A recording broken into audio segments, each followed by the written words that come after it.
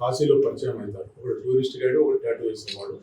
వీళ్ళు 18/3/26 నాడు వాళ్ళిద్దరు కాశీ నుంచి బయలుదేరి సీలేరుకి వెళ్ళి అక్కడ నుంచి గంజాయి కొనుక్కొని 21/3/26 నాడు బయలుదేరి Uttaranchal university spot admission event March 29, 2026 ఉదయం 10 గంటల నుంచి సాయంత్రం 6 గంటల వరకు hotel grand Gayatri, Wyra road, Khammam. వాళ్ళు ఈరోజు నిన్న సాయంత్రము మన దగ్గరకు వస్తాను కదా, సిఏ గారికి ఇన్ఫర్మేషన్ కానీ ఇద్దరిని పట్టుకొని చెక్ చేయడం జరిగింది. వీళ్ళ దగ్గర 5 గంజాయి ప్యాకెట్లు ఉన్నాయి.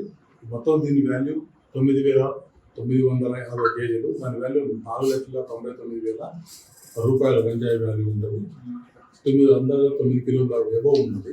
ఇది బజాజ్ పల్సర్ బైక్ TS05A7085 అన్ని తీసుకురావడం జరుగుతుంది. అదేవిధంగా గంజాయి కొత్తగూడెం సరిహద్దు ప్రాంతాలను, అనేక బస్తీలలో, అనేక చోట్ల కొన్ని ప్రాంతాలలో బాగా గంజాయి తాగుతున్నారు. వాళ్ళందరికీ వార్నింగ్ ఇవ్వడం ఏంటంటే, ఎవరు గంజాయి తాగినా కూడా వాళ్ళ మీద కూడా కేసు పెట్టడం జరుగుతుంది. రీసెంట్గా 2 టౌన్లో కూడా ఓన్లీ కన్జ్యూమర్స్ పొజిషన్ ఉన్నందుకే కేసు పెట్టి పంపించడం జరుగుతుంది. ఎవరు తాగినా కూడా వారిపైన టీమ్స్ ఏర్పాటు చేసి పికప్ చేసి వాళ్ళని అరెస్ట్ చేయడం జరుగుతుంది.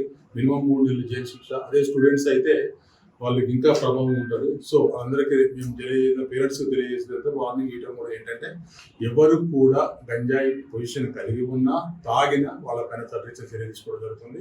అందరూ కూడా పోలీసులకు సహకరించాలి.